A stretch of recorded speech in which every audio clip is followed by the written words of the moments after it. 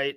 I think I've been commentating for around 4 to 5 years. Probably I tried to add it up. I don't know. I think it's somewhere between 40 and 50 pro events that I've commentated on. But I told this to the man who's coming on here any second. I'm going to say it again. The greatest fight I have ever commentated on was Island Fights 87 between David Zelder and this guy that I'm about to push the button, Cam Teague, going on the Contender Series in a couple weeks. Cam, am I wrong on that, man? That was one of the greatest fights I've ever seen in my life. Definitely a tough one, Yeah. Hoping that I hit this guy I'm about to fight with the same output, because I'm sure he'll go down, because Zellner is definitely a machine, as they call him. Well, dude, appreciate you coming on the show, Cam. A little late notice as well, man. Appreciate you very much. I kind of want to start right there. Like I said, I've watched that fight, Cam, 4 or 5 times. I love it. It's my favorite fight I've ever commentated on. And my one thing I never asked you was, when you're in the fight, you're one half of it, and you're the one who won that fight, pretty convincingly. Do you know it? Like after the first round or after a couple of sequences, you're like, oh yeah, I know I'm in something special, or do you not know it until afterwards? Nah, you could tell you're in a fight, and after that first round, I was like, damn, man, I'm gonna have to kill this guy. So I went out there the second round, I dropped him, and I was like, all right, that's it. But then he just got up and just started throwing back, and I was like, well, I guess we're gonna be here a little longer than I like to be, but 15 minutes, it's all fun. I enjoyed myself out there in front of the Biloxi crowd and at the Hard Rock. 15-minute war for those people. I'll take that any day over a quick knockout. Thanks. Cam, you've got a couple weeks. What is it, September 9th that you're on the Contender Series? Yes, ma'am. What does your preparation look like right now? How are you feeling? Kind of winding down a bit. This is like the first real camp I've ever been in. Like normally when I get ready for a fight, I get 4 or 5 weeks max. So I've been training for like the past 5 months. I feel like I'm in the best shape of my life, and I'm excited to get out there and redeem myself this year. Is there anything in particular that you are focusing on during this training? You've had an exceptional amount of time. So is there anything that you really honed in on? I kept it moving like I always do, just prepare for what I think that he's going to try to do. And ultimately, I just got to go out there and fight my fight, and the rest will take care of itself. It's funny. I'm going to jump on something that Leah just said. It felt like this fight camp, Cam, like this fight announcement, or I don't know if you had the exact date, but it seems like you knew that you were going to be on Contender Series for a minute, my man. It's been for a while. I felt like springish, we did Off the Hook boxing. And then a little bit after that, there was rumors or pictures came out of you definitely being back on the Contender Series.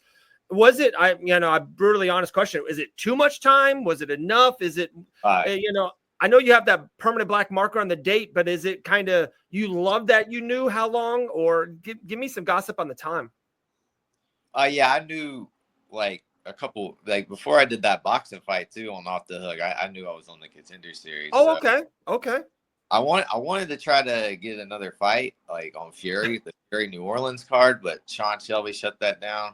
So I did that boxing fight because they didn't say nothing about, hey, you can't box. So then I was going to try to do a dirty boxing fight too, but they shut that down really hard, really quick. And I've been just having to lock in and train. So I've known for a while now.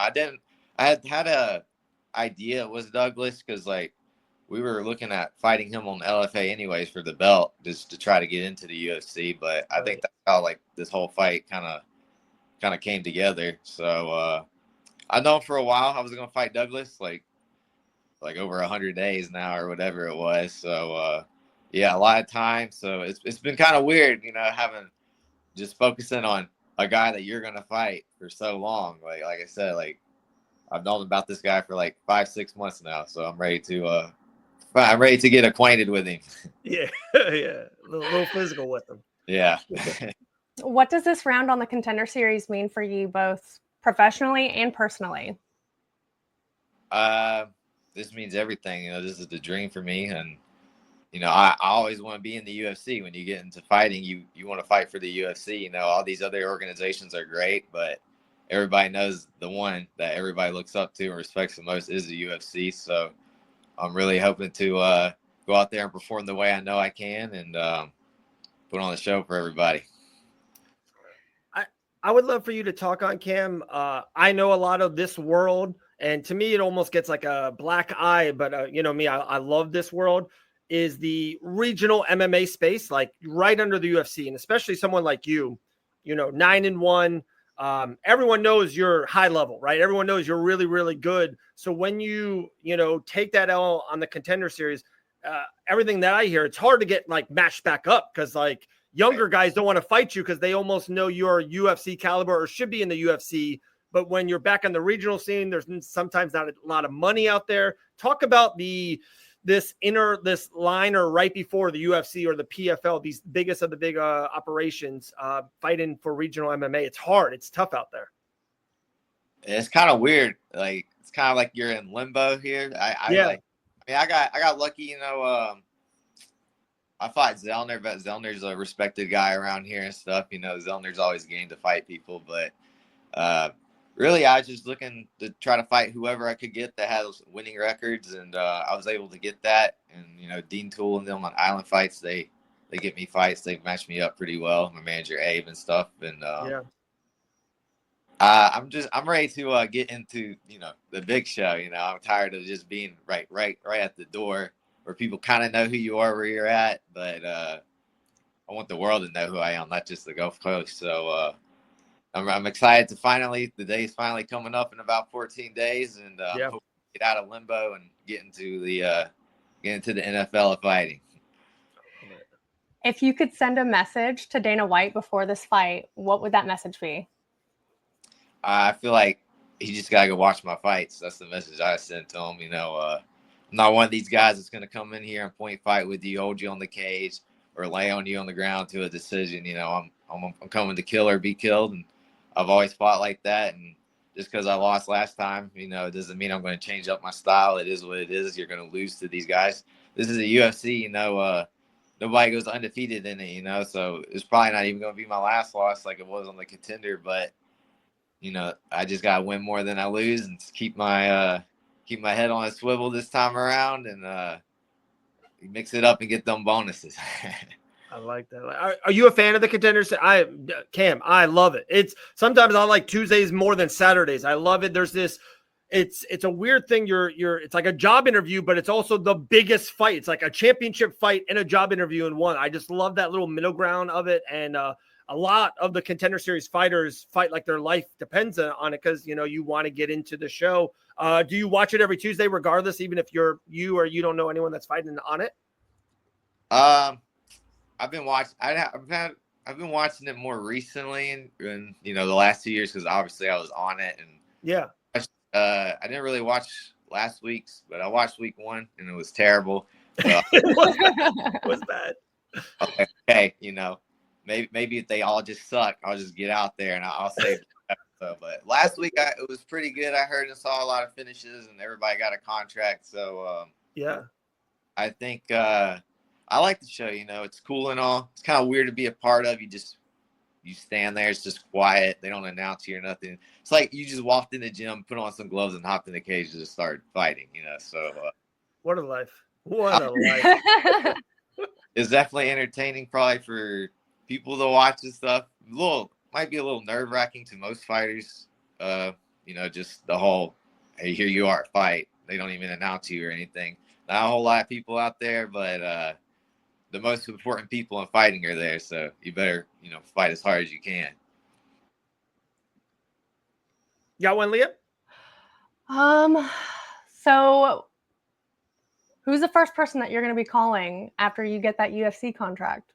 I like that. My dad will be there, so I normally always call my mom after when I fight and let her know I'm okay, and so she's always the first person I call, and she's always supporting me. So that'll be my first phone call. Does she watch all your fights? She does from the house because she can't in person. She cannot say. I like it. Well, one thing I got for you, Cam, we've been doing this for like the last 2 weeks. I'm hooked on it. I'm a big game guy. I love games. I love sports. So I want to do a little fun game with you, Cam, if you don't mind. It's called blind rankings. You've probably seen it on UFC socials and stuff like that. I'm going to throw you 5 names, 1 through 5, 1 being the best, 5 being the worst. What we're going to do on this one, Cam, to kind of, you're a Dana White Contender Series alum. I got 5 alums from the show. Want you to rank them. You think 1 is the best, 5 is the worst. You ready? Yeah, let's go. All right, make you big on the screen. There we go. All right, first on the blind ranking Dana White Contender Series alum is Bo Nickel. Put Bo Nickel at 4. I like that. Okay, Bo. Next one, Jamal Hill, former UFC light heavyweight champion. Yeah, I put him at 2 just because he was keep the 1 spot safe just in case we got some, Okay, I like that.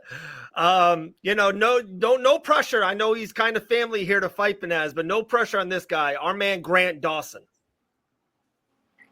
Grant's a solid fighter, so 3. 3, okay. Don't like that. He thinks right in the middle. That's Grant Dawson. There we go. So we got 2 left. One is maybe the most famous Dana White Contender Series fighter, former champion Sugar Sean O'Malley. Well, yeah, that he's obviously won. And yeah, I was happy you left that 1 spot. But I don't know if you're happy about this 5. You might be. I'm not too sure, but pretty recent, pretty hot right now. He's going to headline UFC Noche from the Fighting Nerds, Lord Gene Silva. You cut out for me, but 5. Oh, did you get Gene Silva? Did you got that? I didn't hear the name. Gene Silva. Oh, yeah, 5. Yeah, 5. Yeah, I'm So connected. there we go. He beat the guy that beat me, so. Oh, yeah, Kevin Vallejo. Yeah. Yeah, he I think he just won, right? A couple weeks ago in the UFC? That's right. He's 2-0. He's making me not look so bad. I know. So, at the end of the day, hey, you never know. 3-4 years from now, it's a good story. Meeting back up for a big spot, big title fight. You never know, Cam. Getting back a couple years. I like it. Dude, always good talking to you. Like I said, guys, we're on YouTube right now. This fight is so good. Island Fights 87, David Zellner, Cam Teague. You can turn us off, all right? Just watch us on reruns. Go watch Cam's fight. It was that good. It was one of my absolute favorite fights of all time. Cam, this time, not maybe, like you said, not as long, but hey, I still hope you put on that the same type of performance. It was incredible, man. I was lucky enough to be there. So appreciate you like always, brother.